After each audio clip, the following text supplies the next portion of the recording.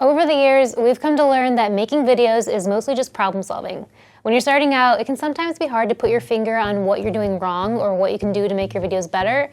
So today, we're gonna watch one of our very first videos and tell you why it sucks so that you can learn from our mistakes. Really quick, we want to shout out Squarespace for sponsoring this video. Okay, a little background on the video we're gonna watch. This was a music video that I shot for Daniel's band in 2012. I shot it on a Canon 5D Mark II with a 50mm L lens, and I shot it handheld. I edited it on whatever the latest version of Final Cut Pro was in 2011, and I had a general vision for what I wanted to happen in the video, but I didn't storyboard it. Okay, here we go.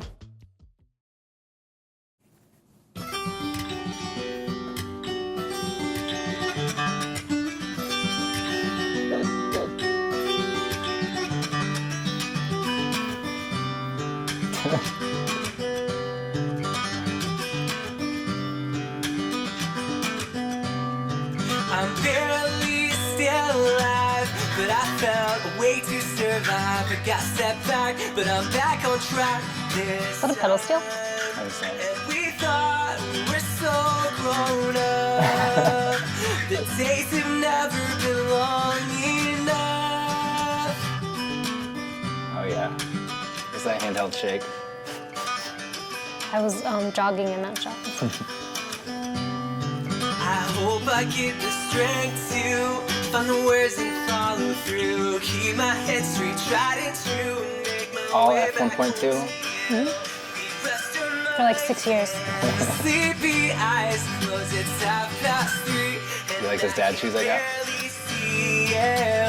I'll take you home when the sun comes up. Before tonight, I'll keep you warm. I'll sleep right through the storm.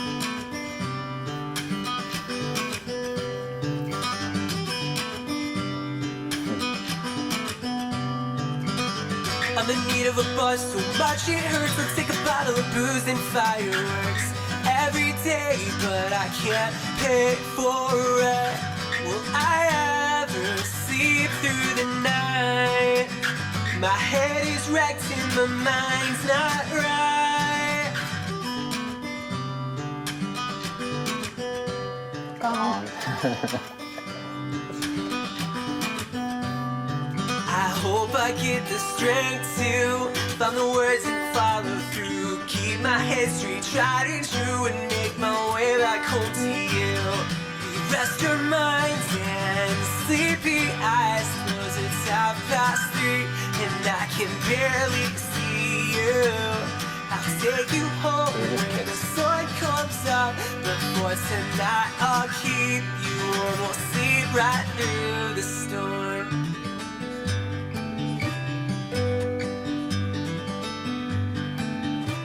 I feel like right there it should show him playing of all the times, but whatever.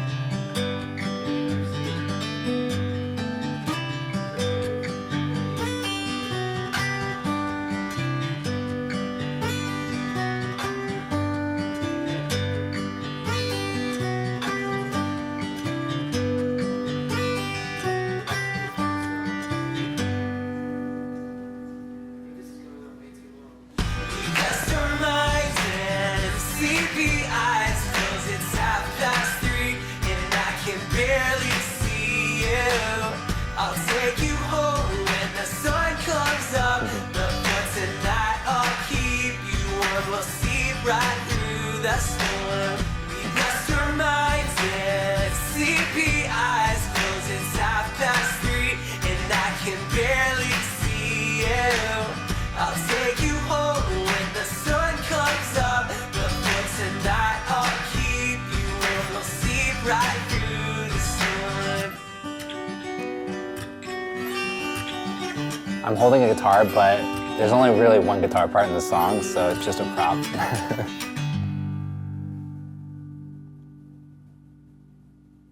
Honestly, I think I'm blushing a little.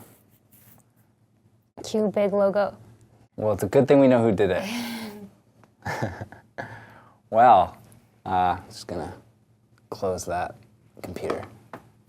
So, Galata, what are your 5 takeaways? Okay, so 5 takeaways. Okay, first and foremost, the main cringy thing that stands out to me about this video is the constantly searching focus. The rack focusing did nothing in particular. The shots that almost make you hold your breath as you hope I can find focus before the shot is over. And I had a sort of good reason for my reckless focusing in this video that I kind of still stand by. The song is called Sleepy Eyes. To me, it's about being tired or drunk, so the missed focus really brings that home in this video. The problem, however, is that I probably would have still gone overboard with the searching focus, even if the music video was for Katy Perry's hit, Wide Awake. I'm wide awake. I simply did it all the time back in 2012 because it was on trend. I liked that I had a camera and a lens that were capable of dramatic depth of field, and I went overboard. Which brings me to my main point. Just because you can doesn't mean that you should. Following trends like this too closely will timestamp your work and it won't help you stand out. If you're gonna be embracing a trend, you better have a really good reason for it, or else you'll have no choice but to roast yourself in a future YouTube video. Boom, roasted gif. Boom, roasted. Those are all good points. When you first start shooting on a DSLR, it can be hard to get used to like pulling focus, especially at a really shallow depth of field. So. Yeah, and I just really loved a bunch of wedding photographers, like the Kana family. They were always like playing with they shot super shallow and they were always playing with their focus. And the videos had a real like documentary feel to them. I don't know, it's heavily influenced by them. Yeah. For a very long time. Okay, the second thing that drives me absolutely bonkers about this video is the way that I switch between handheld shots and sticks. One's not inherently better than the other, but there are reasons that a person should choose one over the other. And I didn't ask myself what those reasons were, and I just haphazardly used sticks when they were around to be used, and then I did handheld shots when they weren't. This was terrible oversight on my part. When you watch a movie, directors are constantly shaping the mood and telling the story using techniques like camera movement. For example, camera shake can make you, as a viewer, feel tension in a scary movie or blitheness during a montage in an indie coming-of-age movie. When you switch from handheld to a lockdown shot, what is it that you're trying to tell your viewer? That the tension is cooled? That the spontaneity is over? The way that I recklessly flip between the two in this video is super confusing and it totally ruins the flow. I didn't have a good reason for it, so I shouldn't have done it. There, I said it. Fair enough.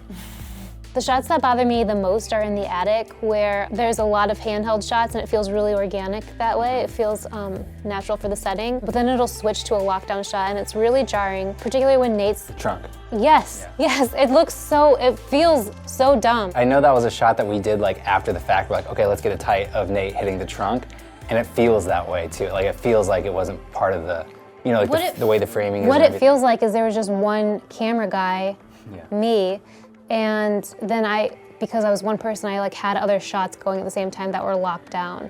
And so it just seems like a bootstrap thing instead of me, you know, going back and making it feel real. By even adding, like you can add camera shake in post, like something that would have made that feel more natural. Every time you're doing a shot, you need to like write down like what it is that you want the shot to be, what do you want it to look like, how you want it to flow, because if you don't, then you'll get what we showed you. Camera direction is another subtle way directors can talk to their viewers, and it's very simple. Action that moves from your left to the right signifies moving forward, and then action that moves from the right to the left signifies going back to the beginning or returning. And you have a choice to make when you're directing. What are you trying to say with the action in your shots? In this video, I never asked myself those important questions, and I just filmed whatever action was naturally happening. This led to some shots leading left to right and some shots leading right to left for no good reason. Again, this sort of mistake is confusing and doesn't add to the story, but rather detracts from it. Well, one thing I'll say is like we had like a short window to film. It was in the winter obviously, so we only had like maybe a few hours once everyone was in the city, and we didn't really have much of a plan like from our end of things, so it was just kind of like we'll just do whatever and you'll just film it. Yeah. So there wasn't really like a strong plan for that kind of B-roll kind of stuff. I mean, I can make excuses for all of the stuff that is in this video that I don't like, but like at the end of the day, if you're like wondering why your video isn't the best that it could be, these are just things to consider. Pre-production and planning. Yeah. Sequencing is something that most people mess up when they're just starting out, so of course, I didn't leave out this mistake either. It only really happens once in this video, but it's a doozy. The sequence goes like this. The boys carry their instruments and stools up to the attic, they set them down to play, and then they start taking their stools away, and then they're playing again. and it truly doesn't make any sense. It's jarring and confusing, and like anything else, you might have a good reason to sequence out of order, like say you're shooting the brilliant film Eternal Sunshine of the Spotless Mind, but here I didn't have a good reason, and I wasn't trying to say anything by doing it. It was simply a mistake, and it comes off that way. Boom roasted. I think, I remember when you were editing this actually, and I think we also just had like limited footage to use, and like, it was just kind of hard. You don't have to make excuses for me. No, I don't know why I did that. I was trying to remember the reason when I watched it, and I have no good answer.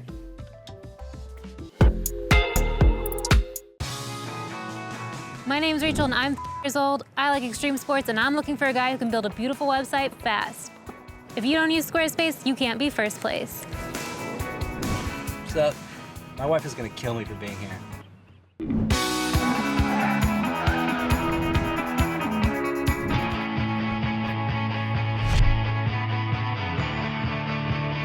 Did that just say you don't use Squarespace? What's Squarespace? Next. I don't have time for anyone who doesn't have time for Squarespace's award-winning 24-hour customer support.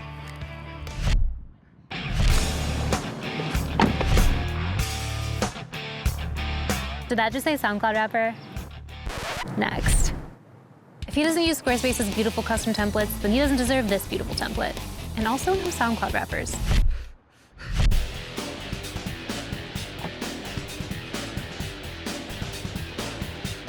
Please tell me you use Squarespace. Use it? Girl, I married it.